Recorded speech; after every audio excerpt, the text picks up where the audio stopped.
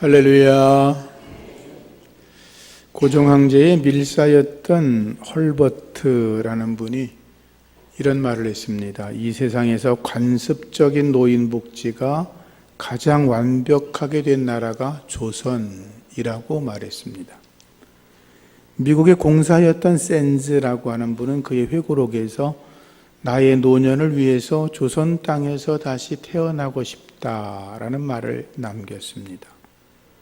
선교사였던 의사 알렌은 조선은 노인과 망인 사이가 단절되지 않고 연결되어 있어서 이 세상에서 가장 죽는 것이 두렵지 않은 즐거운 노인 천국이란 말을 남겼습니다.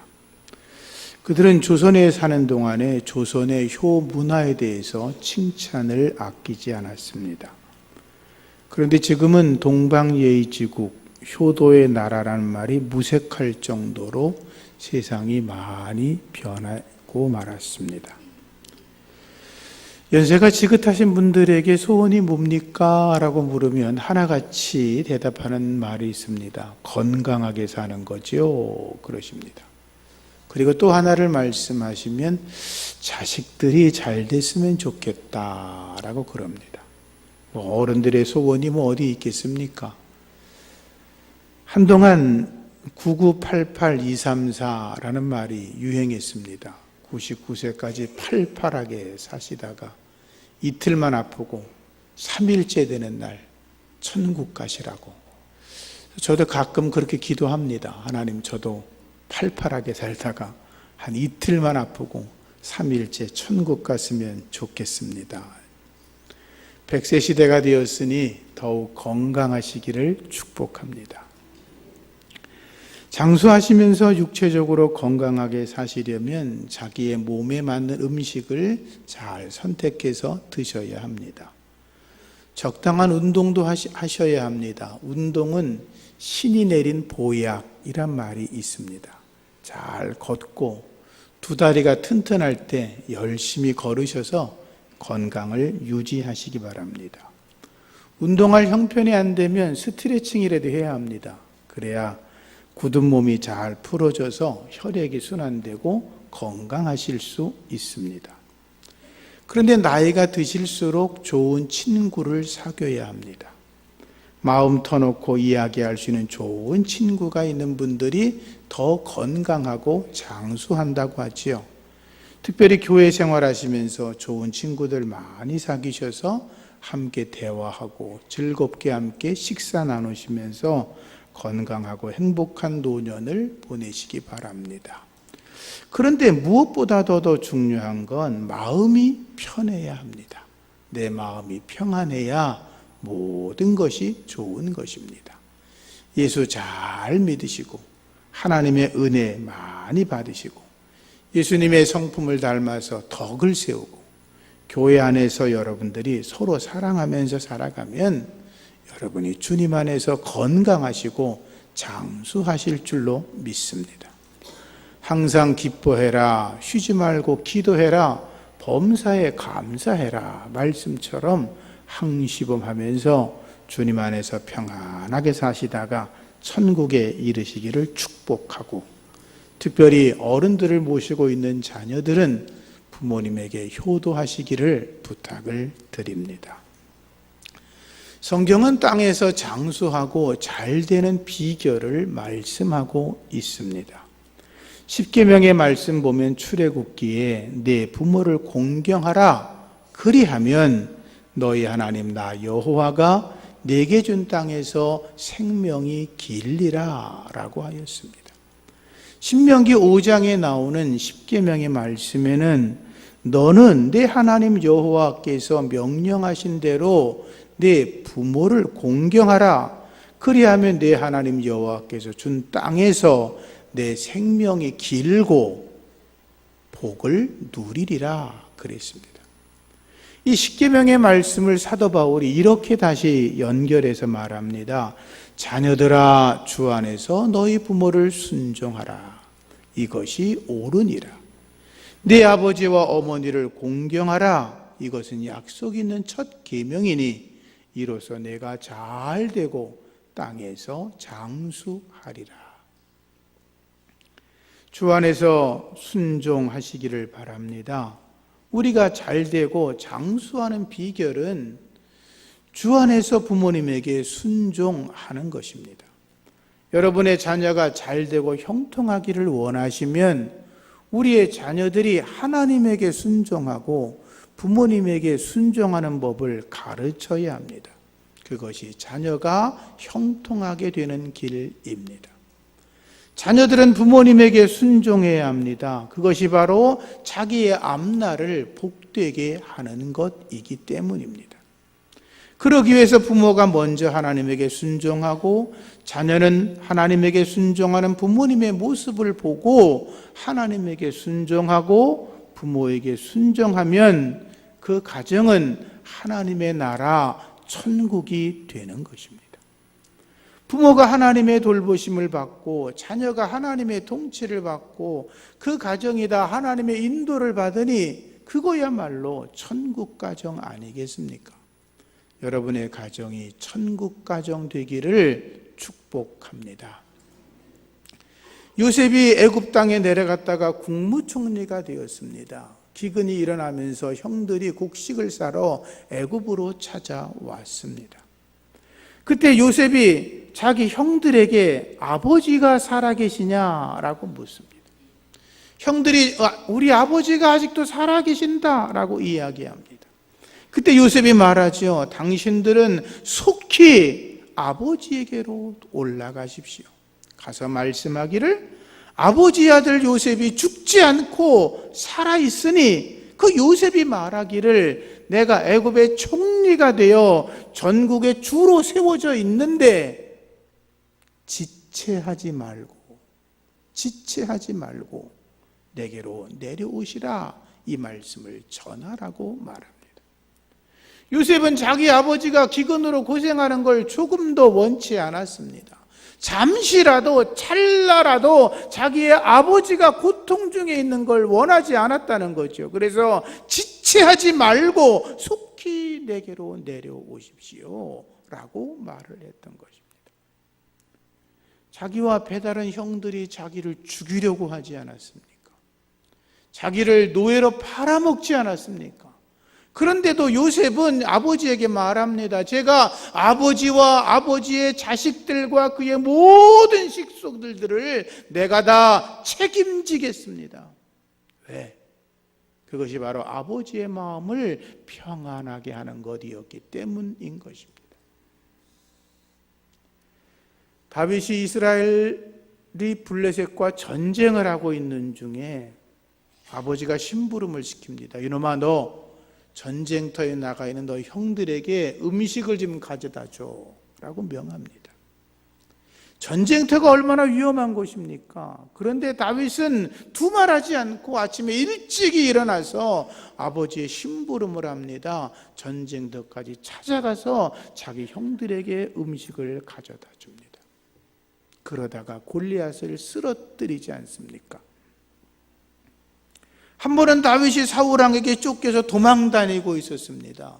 어디 가서 몸을 붙일 데가 없었습니다. 그래서 모압 왕에게 한동안 몸을 붙인 적이 있었는데 그때 모압 왕에게 이렇게 부탁합니다. 나의 부모님들을 보호해 주십시오. 전쟁통에서 언제 어느 때 어떤 상황에서 자기가 죽을 수도 있고 부모님이 죽을 수도 있고 무슨 일을 당할는지 모릅니다. 그래서 다윗은 우리의 부모님들을 보호해 달라고 요청하였던 것입니다. 하나님은 그 다윗을 보시고 존귀한 왕으로 세워주셨고 복을 내려 주셨던 것입니다. 다윗이 세상을 떠나갈 때 역대상은 이렇게 기록합니다. 다윗이 나이가 많아 늙도록 부하고 존귀를 누리다가 죽음에 부하고 존귀를 누리다가 죽음에 그 아들 솔로몬이 대신하여 왕이 되니라. 하나님께서 부모를 복양하는 다윗의 길을 형통하게 하셨다는 것입니다. 살아있는 동안에 건강하게 하셨고 부하게 하셨고 존귀하게 하셨고 그의 왕위가 그의 후손들에게 영원하도록 복을 주셨다는 거죠. 그러한 복이 임하기를 축복합니다. 부모에게 불효하면 불행해집니다. 하나님에게 불순종하고 순종하지 않으면 하나님의 책망을 받지 않습니까? 다니엘서에 보면 하나님이 우리를 저울에 달아보시다가 부족하다 하면 메네 데겔 우바르신이 되는 것입니다. 하나님께서 세어보셨어요. 달아보셨어요. 부족했더니 하나님께서 모든 걸 뺏어버렸다. 벨사살 왕이 그날 밤 죽임을 당하고 나라를 뺏기지 않습니까? 마찬가지로 우리가 아버지에게, 어머니에게, 부모님에게 순종하지 않고 효도하지 않으면 무섭게 처벌하십니다.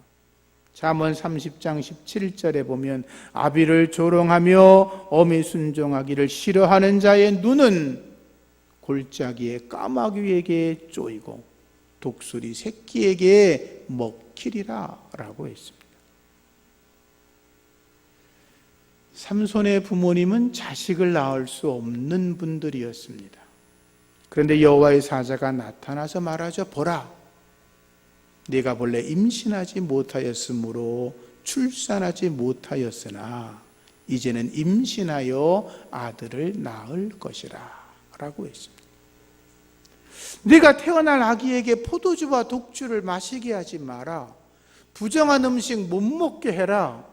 머리에 삭도를 대지 못하게 하라 라고 말했습니다. 그 말은 태어날 때부터 삼손은 나실인으로, 거룩한 자로 구별을 시켰다는 것입니다. 그런데 나실인으로 특별하게 태어난 삼손은 부모의 말을 듣지 않습니다. 블레셋 여자와 결혼합니다. 그 후에도 블레셋 여자 들릴라와 사랑에 빠집니다. 결국 들릴라 유혹에 빠져 머리를 자르게 되었고 그 잘린 머리 때문에 블레셋의 포로로 끌려갑니다. 두 눈이 뽑혔고 노줄에 묶인 채로 감옥에 갇혔습니다. 그리고 짐승들이 돌리는 맷돌을 돌리다가 죽는 처참한 신세가 되었습니다. 아시는 것처럼 엘리의 두 아들 홈니와 비느하스, 그들은 방탕하게 살았습니다. 부모의 말을 듣지 않았습니다. 하나님에게 드릴 제물을 제멋대로 뺏어 먹었습니다. 회막에서 일하는 여자들과 간음을 했습니다. 아버지도 아들의 그 더럽고 추악한 행위에 대해서 어떻게 하지를 못합니다. 고작 한다는 말이 너희들 왜 그러니? 백성들의 소문이 좋지 않아. 그 정도로 말합니다. 무슨 말이냐면 이렇게 말해야 됩니다. 이놈들아, 너희가 하나님을 섬기고 하나님을 섬기는 제사장의 아들이고 너희들도 제사장인데 하나님이 두렵지도 않냐?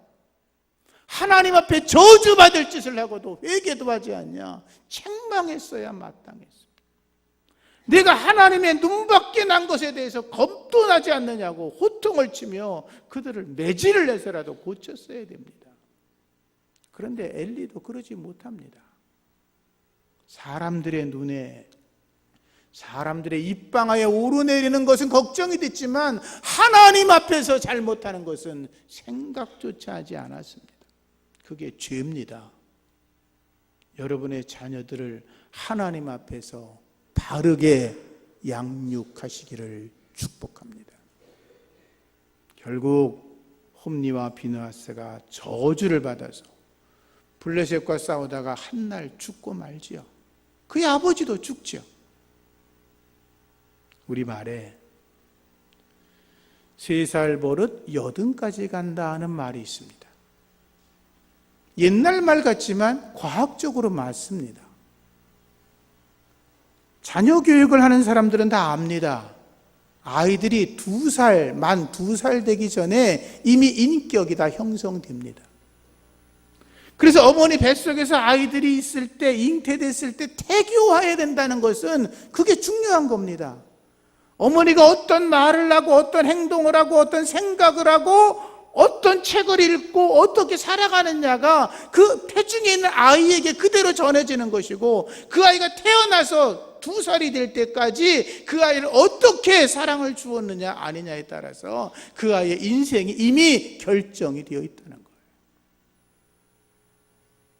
그래서 요한 웨슬레의 어머니 수산나가 아이들을 2살 되기 전에 순종하는 법을 가르쳐야 된다. 그래야 하나님과 부모님과 선생님들에게 순종하며 살아야 그 아이들이 형통한 길을 걸어간다고 가르쳤던 것입니다. 공경이라고 하는 말은 하나님을 공경한다라고 할 때 쓰여지는 말입니다. 잠언서 3장 9절 말씀 보면 내 재물과 내 소산물의 처음 익은 열매로 여호와를 공경하라 이렇게 되어 있습니다.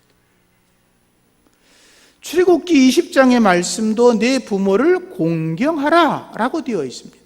이 공경한다는 말은 카베드라는 말인데 명예롭게 한다, 영광스럽게 한다 그 말이에요.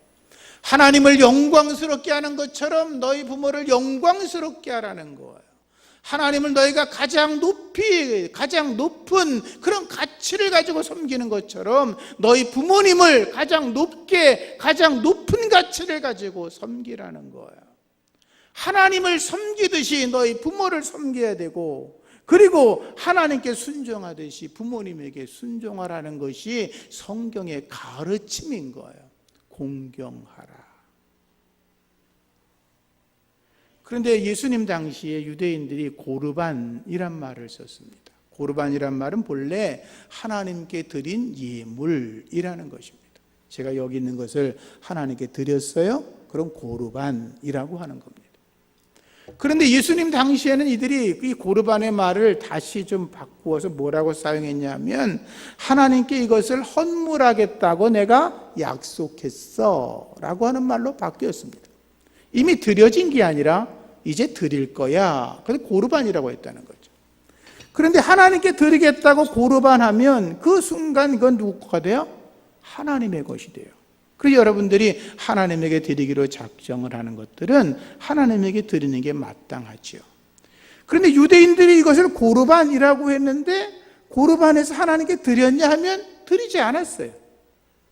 하나님에게 드리지도 않고 고르반이라고 말한 다음에 뭐라고 말했냐면 내가 우리 부모님을 잘 모셔야 되는데 너무너무 모시고 싶어. 그런데 내가 가지고 있는 모든 소유를 하나님에게 고르반했어. 그래서 내가 하나님의 것을 아버지 어머니로 쓸 수가 없어 라고 위선적으로 이야기를 했다는 거예요.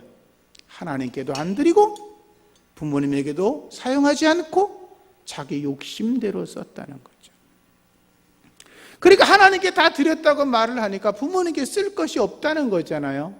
근데 그것을 보고 바리새인들은 그거 잘했어. 하나님께 드렸다고 한 것이니 더 이상 손댈 수 없어. 죽기 전에만 드려. 이런 식으로 가르쳤다는 거죠. 예수님은 그 모습을 보고 이 독사의 새끼들아 그러셨어요. 제가 여러분 보고 독사 같은 놈 그러면 미쳤나? 예수님이 그렇게 말씀하셨어요. 뭐라고 말씀하시냐면 너희 전통을 지키려고 하나님의 계명을 버리는구나 그랬어요. 여러분 율법과 율법주의는 다른 거예요. 그들은 자기들이 만든 전통이 성경에 기록된 율법의 말씀보다 더 중요하게 여겼다는 거예요. 예수님 말씀은 이랬습니다. 모세가 뭐라고 말했냐? 네 부모를 공경해라. 아버지나 어머니를 모욕하는 자는 죽임을 당하리라 하지 않았냐? 그래 너희들은 지금 뭐라고 말하고 있어? 고르반이라고 말해놓고서 부모에게 효도하지 않고 순종하지 않는 것이 마땅한 것처럼 가르치고 있지 않냐? 너희가 전통으로 하나님 말씀을 폐하고 이 같은 짓들을 많이 하는구나. 이 외식하는 자들아, 독사의 자식들아, 입술로만 나를 공경하고 네 마음으로는 이미 내게서 멀리 떠났다고 그들을 향하여 책망하셨죠. 하나님을 잘 섬기시고 부모님을 잘 공경하시기를 주님의 이름으로 부탁드립니다. 잘 된다. 부모를 공경하면 잘 된다 라고 했습니다. 이 잘 된다는 말은 번영한다, 성공한다, 형통한다, 잘 돌아간다 그런 뜻이에요. 뭐든지 잘 된다는 거죠. 경제적으로도 복을 받는다 그 말이죠. 세계 효문화 본부 총재였던 홍일식 씨가 미국에 갔다가 한인 식당에 들렸어요. 보니까 손님이 꽤 많은 거예요. 그래서 같은 또 동포니까 얼마나 좋아요. 그래서 아유 주인장, 이 장사가 잘 되니 얼마나 좋아요. 그랬더니 이 주인이 하는 말이 장사가 잘 되면 뭐합니까? 이러는 거예요. 아니 장사가 잘 되면 좋지 무슨 소리예요? 그랬더니 이 동네는 흑인 불량배들이 하도 많아서 하루가 멀다고 찾아와서 행패를 부리고 돈 뺏어가고 돈을 버는 게 아니라 날마다 지옥 같다는 거예요. 돈을 벌어도 재미가 없다는 거예요. 그렇지 않겠어요? 그리고 홍일식 교수가 말하기를 제가 한 가지 아이디어를 줄 테니 한번 해보라고. 그 행패 부리는 흑인들에게 특별한 날짜를 정해놓고 그 사람들에게 부모님을 모시고 오면 그날만큼은 원하는 대로 음식을 다 줄 테니까 오라고 한번 해보라는 거예요. 주인이 생각해 보니까 말도 안 되는 거예요. 그 깽판 부리고 무식하고 날마다 행패 부리는 놈들이 무슨 그런 생각을 하겠냐고 안 했어요. 근데 가면 갈수록 계속 행패가 더해가니까 가게 문을 닫을 지경이 됐어요. 파는 게 아니야. 그래서 이제 이왕 망할 거 그 홍 교수가 말한 대로 내가 한번 해봐야지. 그래가지고 이제 전단지를 만들어서 그 사람들한테 줬어요. 이날 찾아오시면 그날만큼은 우리가 무료로 음식을 나눠주겠다고. 이게 우리 대한민국에서 하는 효사상이라고. 근데 정말 그날 사람들이 얼마나 많이 왔을까요? 미어 터졌죠. 있는 음식을 전부 다 주고도 모자랄 정도로 나누어 주었어요. 그런데 그 다음 날부터 이상한 일이 벌어졌어요. 행패 부리던 놈들이 하나도 안 오는 거예요. 입소문을 타고 저 집은 절대로 건드리지 마라 라고 소문이 났어요. 이웃 동네에서 흑인들이 와서 깽판을 부려 행패를 부리면 동네에 살고 있는 흑인들이 자기 집을 와서 행패 부리던 그 사람들이 그 집은 건드리지 마라고 맞서 싸워주는 거예요. 부모에게 효도하면 하나님이 막아주세요. 이삭은 부모님에게 효도했습니다. 아버지가 자기를 죽이려고 하는데도 하나님 앞에 순종하는 아버지가 그 뜻이 있다고 생각을 하고 자기 몸을 그대로 맡깁니다. 이삭이 40세가 돼서 결혼을 합니다. 자기가 살고 있던 가나안 땅에도 예쁘고 아름다운 여자 많이 있었습니다. 그러나 아버지가 원했던 사람은 하나님을 경외하는 여자였기 때문에 하란 땅에 있는 믿음의 여인을 아내로 맞이했습니다. 아버지에게 순종합니다. 아버지의 뜻을 따릅니다. 기근이 되었는데 농사를 졌어요. 농사를 했더니 성경에 보면 하나님께서 그 해에 다른 사람보다 100배나 더 수확하게 하셨다 그래요. 창대해지고 왕성해졌어요. 성경에 마침내 거부가 되었다. 양과 소가 떼를 이루었고 종들의 수가 많아졌습니다. 블레셋 사람들이 보니까 셈이나 죽겠어요. 시기가 올랐어요. 질투가 생겼어요. 그래서 아브라함 때부터 있던 우물을 뺏어갑니다. 이삭이 우물을 파면 또 뺏어갑니다. 또 뺏어갑니다. 이삭이 싸우지 않습니다. 피하고 도망가 또 우물을 파고 또 우물을 파다가 르호봇이라는 우물을 팠는데 그때부터는 그들이 쫓아오지 않고 오히려 번성하게 되었습니다. 이삭이 그렇게 피해를 당해도 잘 되니까 오히려 블레셋 사람들이 시기를 넘어서서 두려웠습니다. 겁이 났습니다. 나중에 자기들이 피해를 볼까 봐 두려워서 아비멜렉이 찾아옵니다. 그리고 말합니다. 내가 보니까 너는 하나님께 복을 받은 사람이야. 여러분이 그렇게 남들에게 들려지기를 축복합니다. 너는 하나님께 복을 받은 사람이야. 내가 너를 그렇게 어렵게 했는데 네가 복을 받은 게 틀림없어. 그런데 내가 너한테 한 번도 피해를 준 적이 없으니 너도 우리에게 피해를 주지 않으면 좋겠어 라고 이야기하면서 불가침 평화 조약을 맺습니다. 하나님이 함께 하셨기 때문이죠. 이삭은 180세까지 건강하고 장수하다가 하나님의 부르심을 받았습니다. 그런 은혜가 임하기를 축복합니다. 지난해 행정안전부 통계를 찾아보니까 우리나라에 100세 이상을 살고 계신 분이 18,505명이시더라고요. 그러시고 싶으세요? 90세 이상 어르신들은 20만 3,163명, 80세 이상 사시는 분이 148만 5,610명이더라고요. 2016년도 통계를 보니까 인구 10만 명당 100세를 넘은 숫자가 얼마나 되나 봤더니 미국 경우에는 10만 명당 18명, 일본은 20명, 프랑스가 제일 많아요. 36명. 우리나라는 얼만큼 될까요? 6.6명. 우리나라도 이 시간이 더 지나가면 장수하는 분이 더 많아지겠죠. 그야말로 100세 시대가 된 거지요. 그런데 나이만 많고 장수하면 의미가 없지요. 나이는 많은데 건강하지 못해서 활동하지 못하고 늘 병에 누워있으면 그거는 재앙이겠죠. 그러나 여러분들은 건강하시고 장수하시기를 축복합니다. 성경 보면 노아 홍수 이후에 하나님께서 사람의 수명을 120세로 한다라고 하셨습니다. 그런데 아브라함은 장수의 복을 받습니다. 175세의 향년을 누렸습니다. 이삭은 향년 180세, 야곱은 향년 147세, 요셉은 110세를 누렸습니다. 신명기 34장 7절에 보면 모세에 대한 마지막 기록이 나오는데 모세가 죽을 때 나이가 몇 세? 120세였는데 그 다음 말씀 아십니까? 그의 눈이 흐리지 아니하였고 그의 기력이 쇠하지 않았다. 모세처럼 장수하시고 건강하시기를 축복합니다.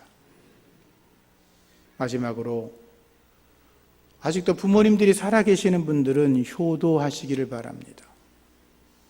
그런 방법이야 책에도 엄청나게 많이 나와 있고 요즘은 책을 잘 안 보고 인터넷 검색하시니까 인터넷 검색만 해도 수백 가지가 나옵니다. 그런데 다 읽어보면 몰라서 안 하는 게 아니라 알아도 안 하는 겁니다. 그죠? 제가 여기서 얘기한다고 새로운 얘기네 그런 거 하나도 없습니다. 부모님과 대화하는 시간을 1분이라도 더 늘릴 수 있기를 바랍니다. 부모님이 예수 잘 믿도록 도와드려야 합니다.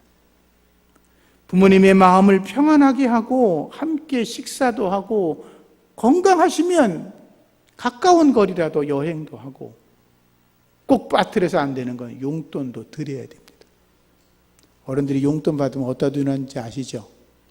베개만 열어보면 거기 다 있습니다. 근데 그 돈을 누구 위해 씁니까? 내 자식을 위해 씁니다. 어버이날 되니까 저는 이제 더 이상 모실 부모님들이 안 계시더라고요. 다 천국 가 계시더라고요. 부모님들은 자녀들에게 있어서 하나님의 대행자라고 말합니다. 하나님이 모든 사람들과 함께 있을 수 없어서 대신에 어머니를 보냈다. 그런 말도 있지요.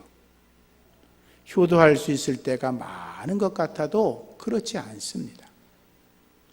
부모님께서 돌아가시면 효도하고 싶어도 하지 못합니다. 뒤늦게 후회하지 말고 어떤 분들은 죄송하지만 부모님 돌아가시고 나면 불효자 용서해달라고 막 펑펑 우시는 분이 있는데 그러지 마시고 살아계실 때 더 잘 모실 수 있기를 바랍니다. 오늘 본문의 말씀을 읽고 설교를 마치겠습니다. 자녀들아, 주 안에서 너희 부모에게 순종하라. 이것이 옳으니라. 내 아버지와 어머니를 공경하라. 이것이 약속 있는 첫 계명이니 이로써 내가 잘되고 땅에서 장수하리라. 아멘. 하나님 아버지 감사합니다. 주의 말씀처럼 부모님에게 순종하고 공경하게 하여 주시고 그리고 우리의 자손들이 부모를 공경하는 가운데 땅에서 잘되고 장수하며 우리의 가정이 천국 가정 만들어질 수 있도록 하나님께서 복을 내려 주옵소서. 예수님 이름으로 기도합니다. 아멘.